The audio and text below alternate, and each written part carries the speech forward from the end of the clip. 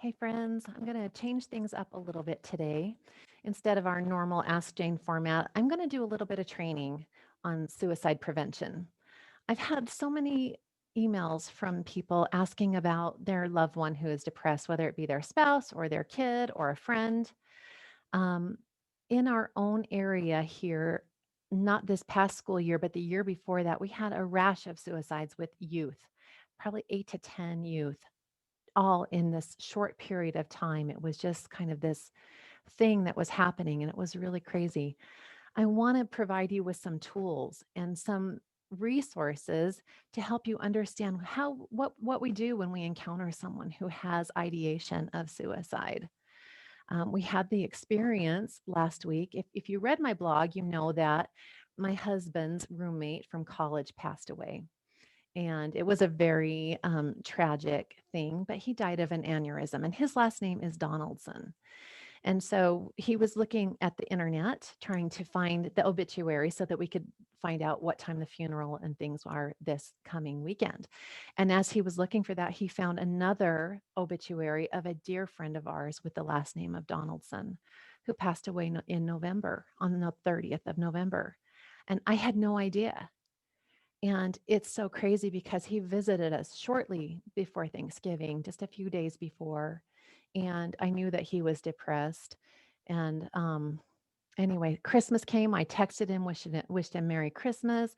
I always hear back from him, didn't hear back from him. New Year's came. I texted and said, Merry Christmas. Are you alive?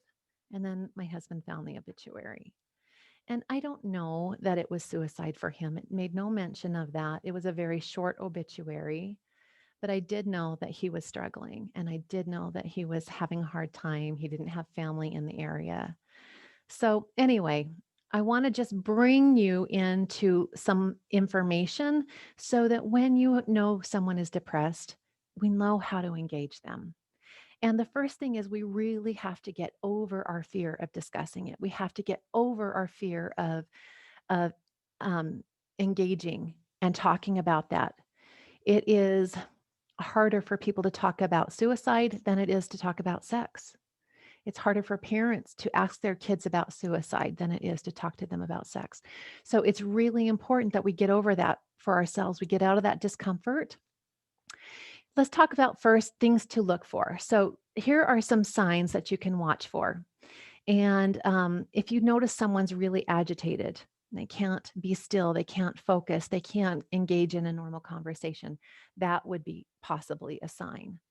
If they start using drugs or they have d- gone back to that habit after they've quit, either drugs or alcohol, that might be a sign also. When people lose a dream or they lose hope, say they've been trying and working towards something and then that dream gets crushed, that can be problematic for people. Broken relationships, being dumped, right? Anytime someone's being abused or bullied, those are also things that we need to engage with people and be like, how can I help? How are you feeling about this? Talk to them, right? When people who feel lonely or they feel rejected by society, that we see this with elderly people who maybe have lost a spouse who don't feel like there's any reason to live anymore. They get very depressed. They feel rejected. Maybe they start giving away their possessions. That's a big sign. If people start giving away their stuff and saying, "Oh yeah, I don't need it. I won't be needing that where I'm going," or you don't have to worry about me anymore. Anytime there's talk about leaving this world or that they're tired of this life, those are signs to perk up and pay attention. Of course, if someone buys a weapon, a gun or something like that, that would be a sign. And then also disrupted sleep patterns. People who start suddenly struggling with being able to sleep and they can't sleep and they get very emotional and you can see a change in their behavior. So we just have to get over our fear and go ahead and engage with these people. The greatest problem with suicide is people are afraid to talk about it. That silence is deadly. That silence is ignoring a problem that's screaming for help. So, asking the questions, if you can get this person with you and say, hey, you seem very depressed. Have you had thoughts of harming yourself? Or do you feel so down that you wish you were dead? Or have you been thinking about suicide? Have you been thinking about taking your life? Being very direct and asking that question is very helpful. When we bring it to light, it provides that person with relief. They've been holding this secret, this hard secret, and now they can share it. We're concerned on our end that if we bring it up, maybe we'll give them an idea to commit suicide. And that's never the case. People who have thought about suicide, someone's not going to go ahead and just commit suicide because you said, "Oh, are you thinking about suicide?" That's really not the situation. It's people who don't engage, people who don't address it. The silence is the killer, and it's holding it on to all inside, all for themselves. So talking about it, people asking about it gives that person relief. When you're talking with a person who is thinking about suicide, give them your full attention. Just listen. This is a really important point. Don't try to make them feel better.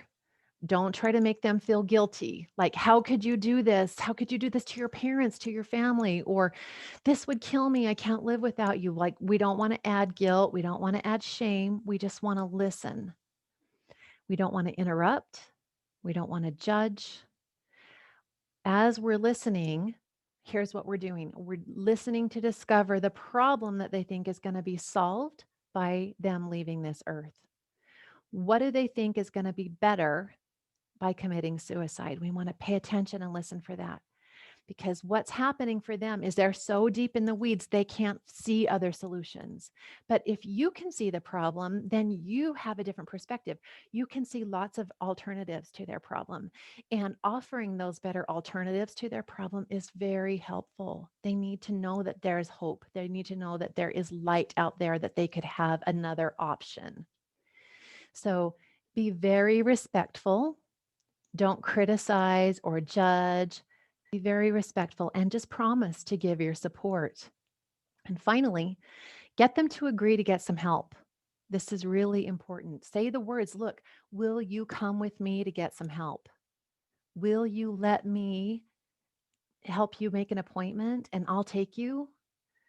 Another thing that's very helpful is make a pact with them. Will you promise that you're not going to do anything until we can get you some help? Let's shake on it. You give me your word. That's very helpful. That kind of a contract with someone is very helpful.